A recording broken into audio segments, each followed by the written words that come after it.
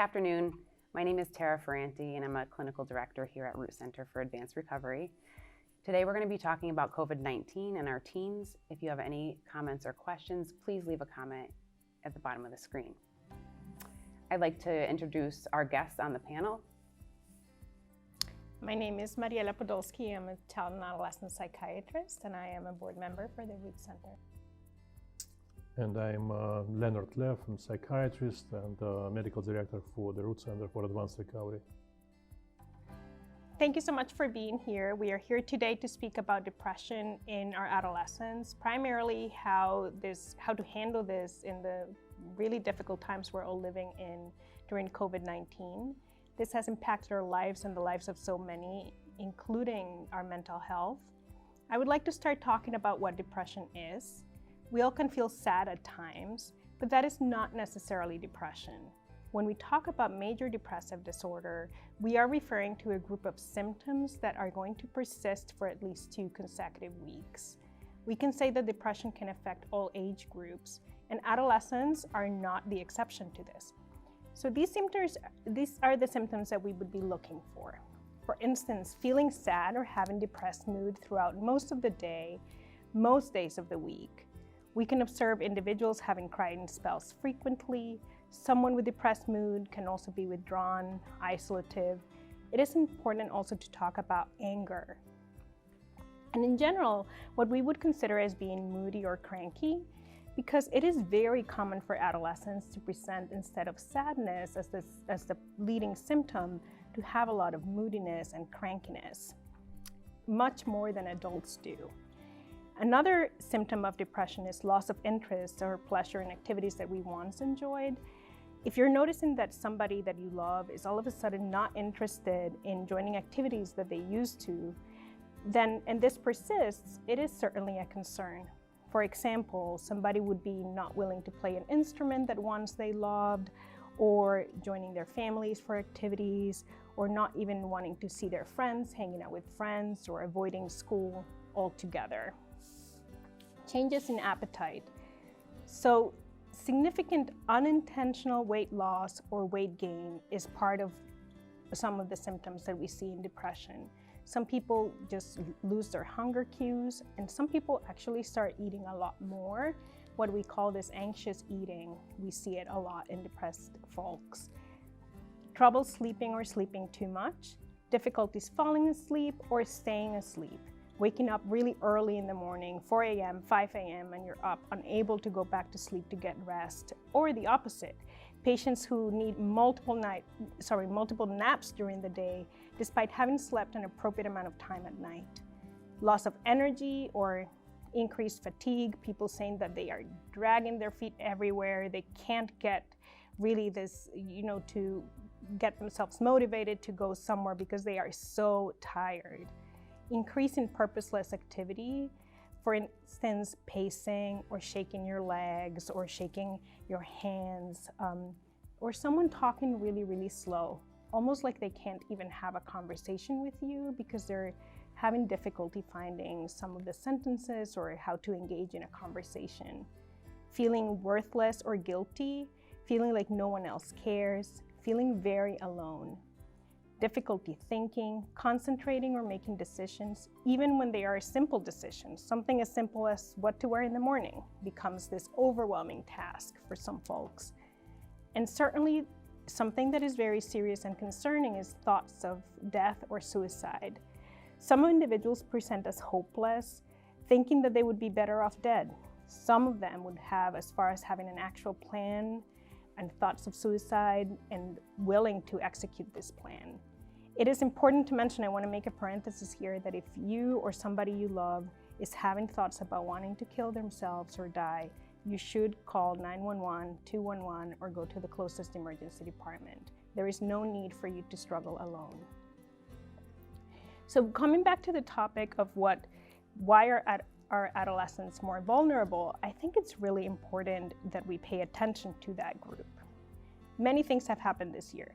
So it's not only COVID, we also cannot minimize the impact of the recent social and political events that we are going through. regardless of what your political affiliation is or what your thoughts are, it has been an extremely difficult year for all of us in those regards. And on top of that, we also have this need to quarantine or stay at home. And despite its positive public health benefit, for an individual child or adolescent, being homebound can certainly serve as an opportunity to spend time with your family.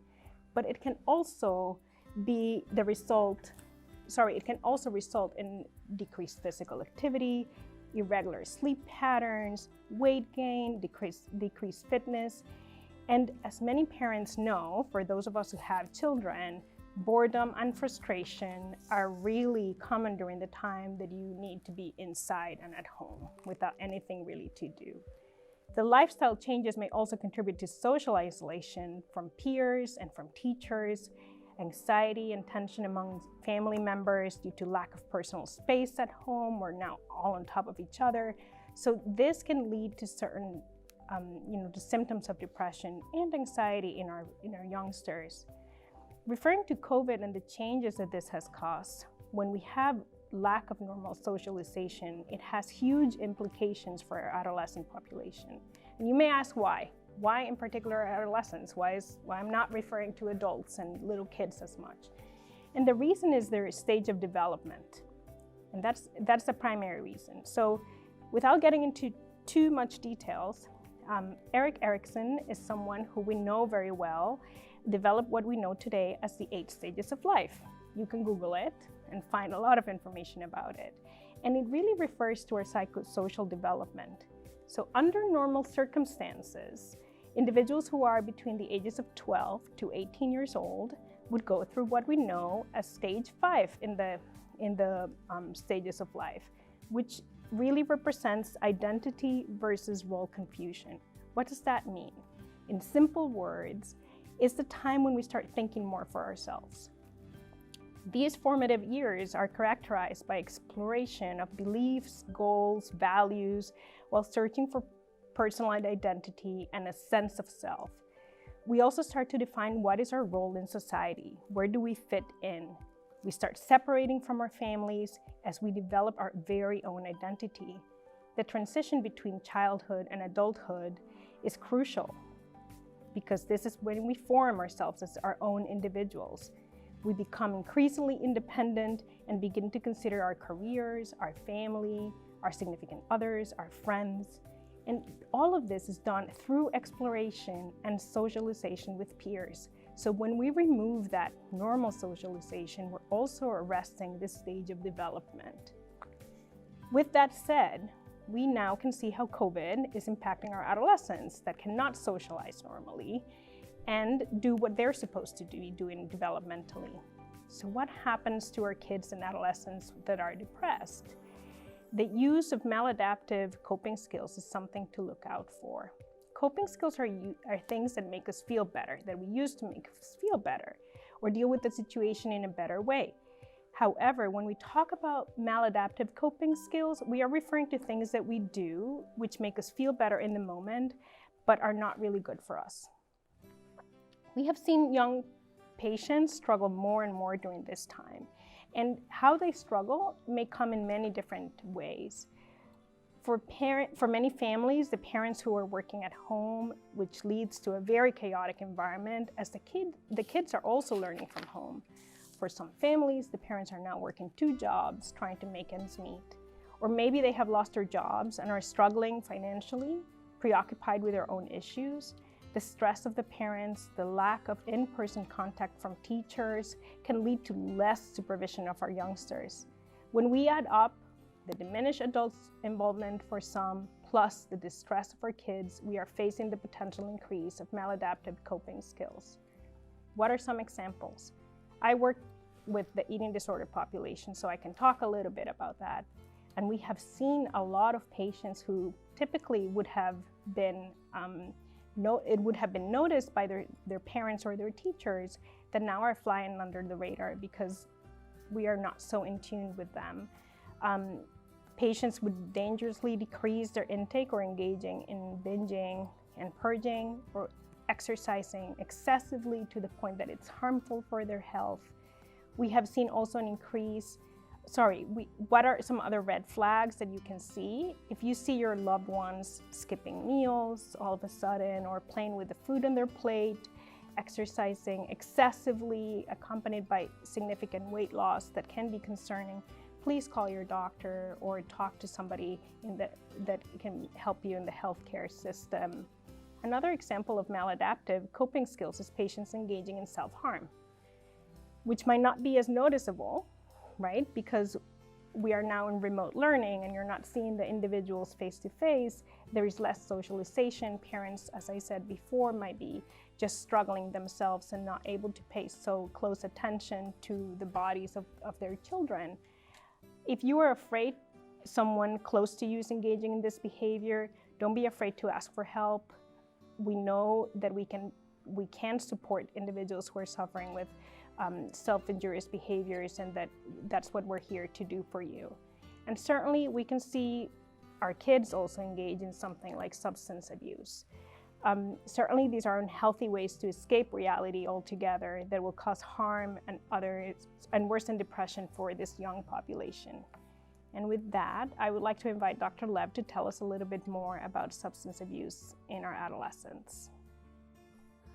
So I would like to take it from here and spend a few minutes on talking about how COVID-19 is affecting substance use and its interplay with mental health problems in our young.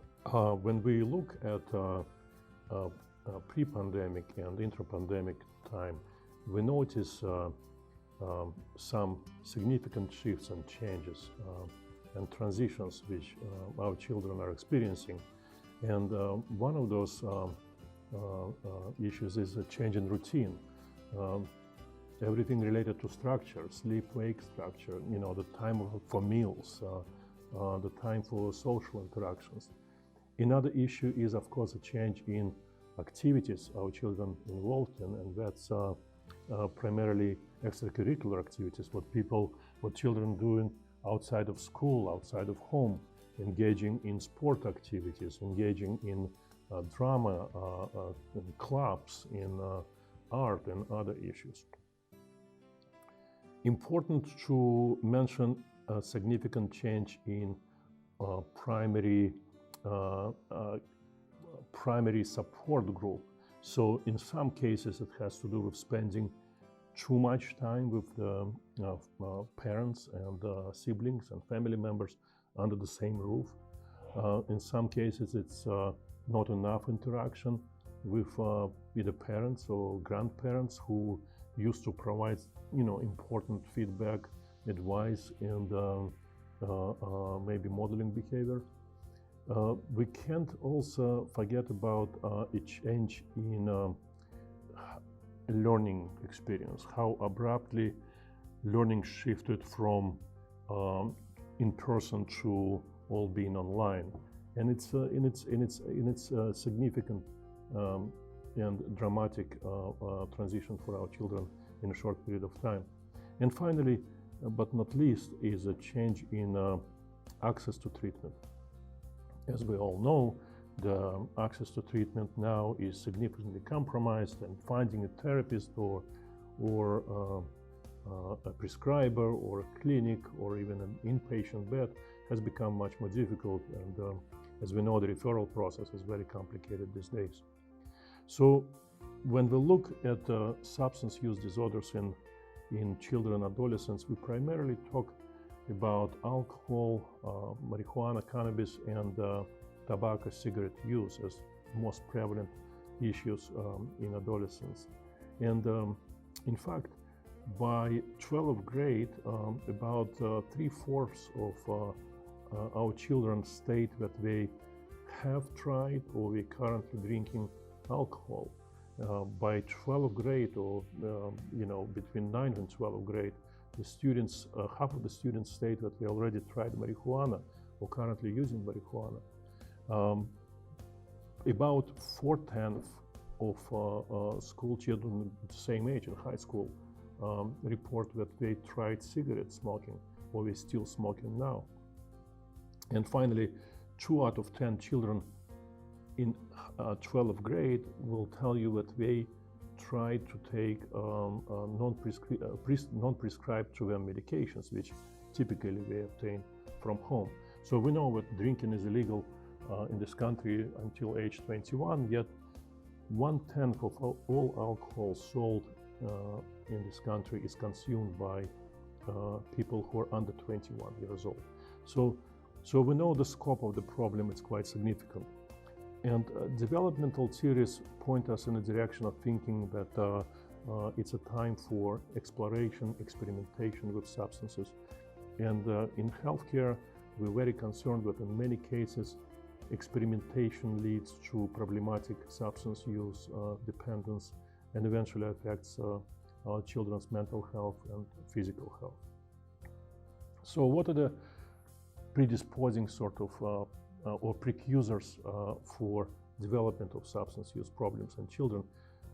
Those are well known. Parental modeling is one of them. Another one is, of course, mood disorders. Dr. Podolski was talking about mental health issues. Peer pressure and reward is, of course, a significant factor there as well. And now during COVID-19 pandemic, we're talking about another factor, it's social isolation. And so I'd like to spend a few minutes talking about each of those individual factors which contribute to development of substance use problems in our kids. Parental modeling. So we do know that family members using alcohol or drugs in a family is an independent risk factor for children developing addiction problem later. And not only that, it turns out to be very specific that children develop addiction to substances to which their parents have addiction to. Another issue which we're facing here in this context is victimization of children and increase in incidence of domestic violence in the context of COVID-19 lockdown among members of the family. And it tends to be chronic, it tends to be quite frightening to children who have very little or no opportunity to escape from situation. And often children escape through substance use as a very problematic coping skill in this situation. We don't really know how post-traumatic stress disorder, it's by itself, manifests in a situation of confinement and COVID lockdown, but we do know it's very often masked in the presentation in children and doesn't really manifest the same way as in adults. Interestingly enough, that post-traumatic stress disorder does not really lead to increase in drinking in children, but rather reported to increase marijuana use in children. While we're talking about parental modeling, there are some studies now showed up which showed that there is some increase in numbers of children using substances together with their parents, especially alcohol and particularly female patients.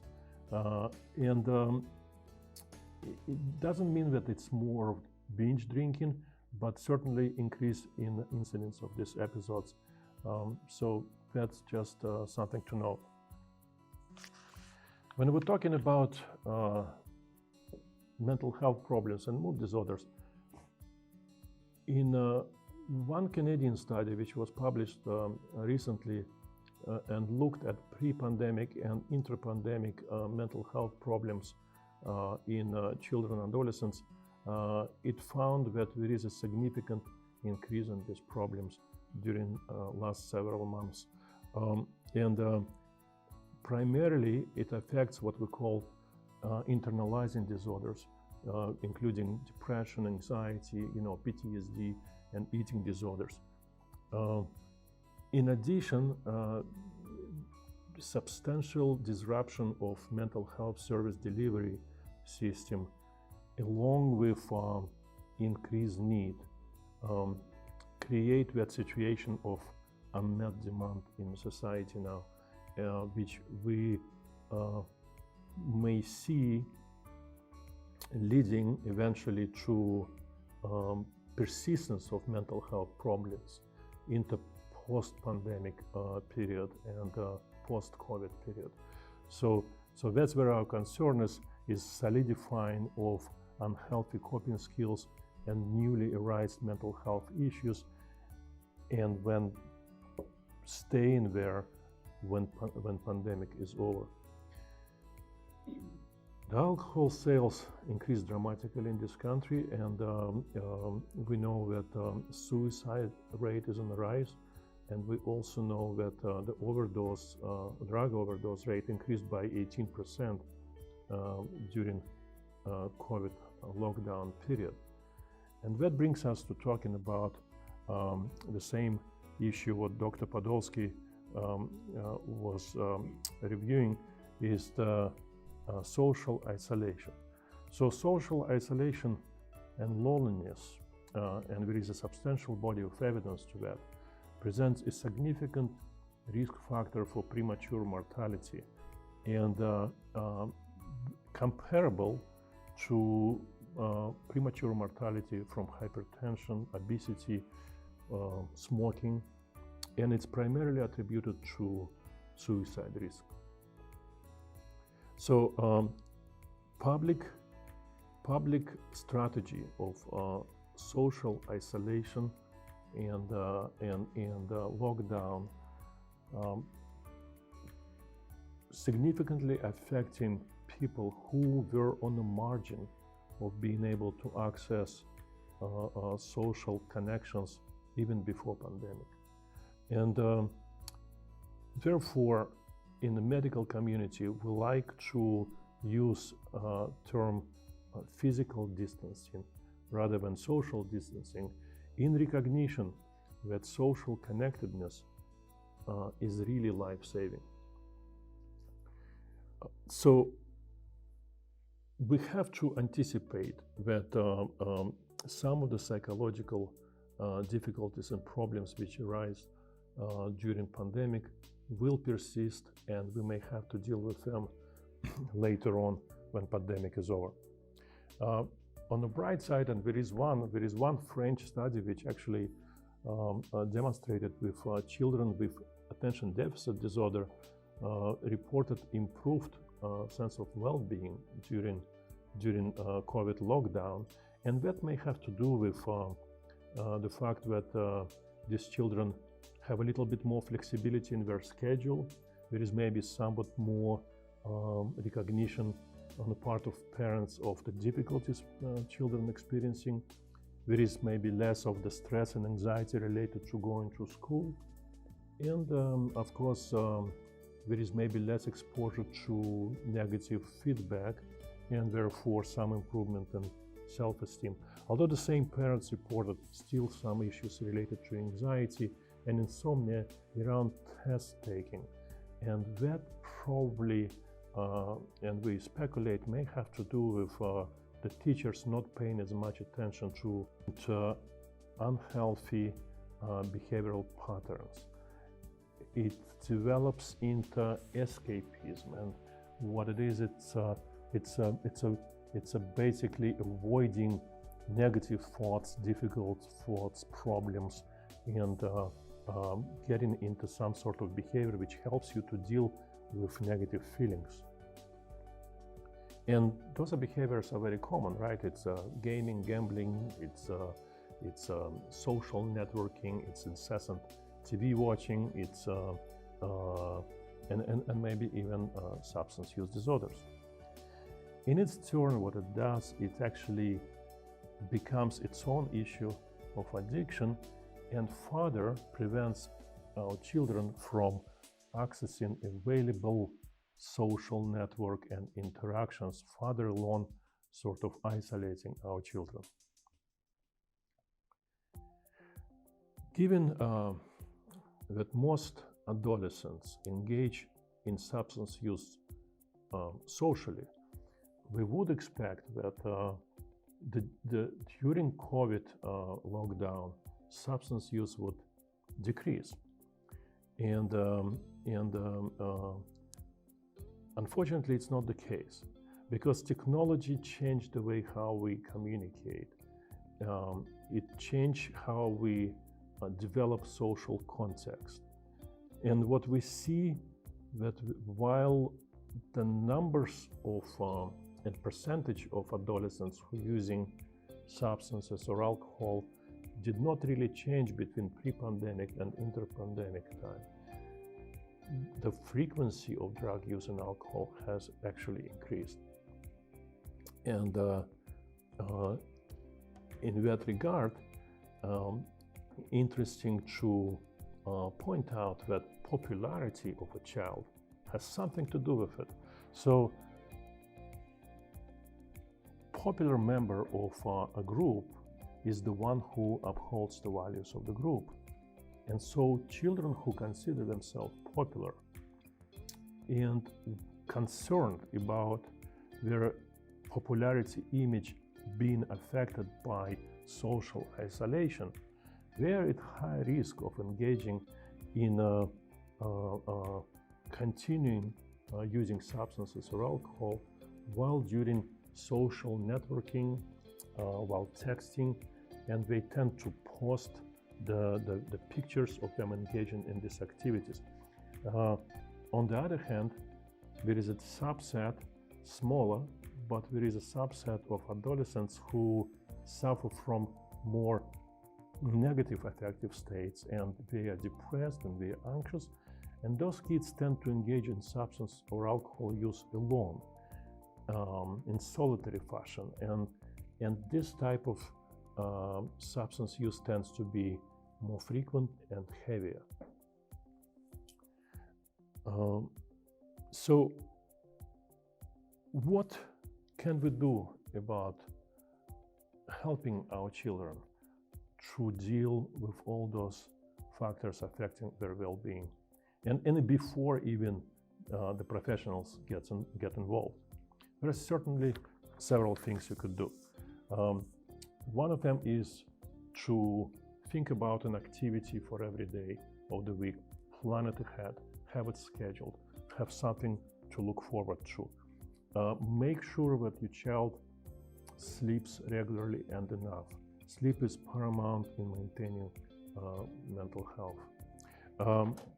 Making sure that the child engages in physical activity, and preferably along with a family member, and it's also regular and sufficient. I can't emphasize enough how it's important to make sure that there is certain limit set on a screen time for a child, and child develops certain self-awareness of how much time they spend on a screen. And to accomplish that better, you probably should involve your child in making those rules in the house. As far as social interactions, we still need to encourage our kids to reach out for social contacts and connections. Very important to have phone calls, conversations with family members, and including online. And family time, you can't replace it. You have to, as a family, spend enough time together, maybe develop some family activities, playing games, having meaningful conversations. All those things help your child to stay grounded. And at the end of it, I would like to say, if there is a help, of course, you need to reach out for help as soon as possible. Thank you. I'd like to talk a little bit about how we as adults and parents can help our teens through this time. I think first and foremost, it's very important for us to understand our own feelings and thoughts and concerns about COVID and how we're coping with them. So I think it's important for us to gain some insight into that before we're able to help our kids. What are we using as strategies to cope? Are they positive? Are they negative? Again, we're role models for our children, so they will be looking at us for guidance. It's also very important for parents and adults alike to validate our children right now. There's a lot of disappointments. They're missing out on a lot of significant life events, proms, graduations, homecoming, and simple things like getting their permit or their license, which can be very difficult right now. So when you've heard, I'm bored for the last time as a parent, and it's very difficult, to empathize with them. Like Dr. Lev mentioned, maintaining as much of a routine as possible. And I don't say normal because nothing about right now is normal. So I think it's important that we don't expect it to be our routine prior. So maybe it's a new normal. Physical activity is huge. And while it's very difficult right now to possibly do that, it's important for us to strategize how to enjoy those activities with our kids again. I think it's important for us to talk to teens, to listen to them. We need to give them honest and accurate information about what's going on in our society, in our world right now. I think we also hold a very special job as adults and people that want to support teens, that we reassure they're safe. Because right now, most of us may not feel that way, but we need to make sure that our teens feel like they do have a safety net and they will be protected. So what are some strategies that we can do as adults and parents to help our teens? There's a lot of stress reducing techniques that we can do. There's a lot of DBT skills. We can do grounding, we can do meditation with our kids. There's a lot of music and art classes at this point. You can do art projects at home with your teens. We can do something as simple as cooking with our kids. Right now, it may not be the most economical or safest to eat out at this point at restaurants. So cooking a meal with your kids, teaching them how to cook healthy and eat healthy. Parents can also set specific times, as Dr. Lev was talking about, specific times for specific things during your day. So maybe you block off time to read with your kids. Maybe you block off time for an art project. As we know, a lot of people right now have been furloughed, have been laid off, so money might be tight. We need to remember that there are free activities that we can still do and engage with our children. We can go on walks, we can go on hikes. There's virtual museums and zoo and aquarium walkthroughs. There's drive-ins. So maybe we're not going to the movie theaters, but we're going to drive-ins. Maybe we are having our closest family over outside and we're projecting a movie onto our house. There's been a lot of isolation with our geriatric population, and there are actually programs that your child could become a pen pal with them. So what better time to start helping and supporting others than right now and instilling that within our children? I think the most important thing to remember is that we need to encourage our children to maintain that socialization, like Dr. Lev was speaking of. Video calling, there are good uses of technology. I'm sure before COVID, we said kids use too much technology. But right now, video calling and keeping in touch with friends and family are really one of the ways that they can socialize still. As parents, it can be difficult sometimes to find that line when you think your child might be in danger or becoming depressed. Some of it is normal developmental symptoms. Sometimes it's more than that. So I think that if you feel like symptoms are persisting and they're increasing and they're isolating themselves more, and as a parent, you know your child best, please reach out for help. Call 211. There are several agencies within the state of Connecticut that will help our adolescents. Here at Root Center, we have what's called an open access line. It is a direct connection to one of our staff members.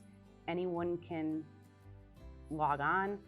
We can do a pre-screening for your child, or maybe you're a pediatrician and one of your patients is experiencing some symptoms. We always have someone on the other end. A welcoming face, and we will do a pre-screening. We will connect them with a counselor, and we can start treatment. Thank you all for joining us today to discuss this very important topic. We are honored and privileged to be able to host this, I would like to thank our panelists, Dr. Lev and Dr. Podolski, for being here today. And again, if you have any comments or questions, please put it in the comment box. Thank you.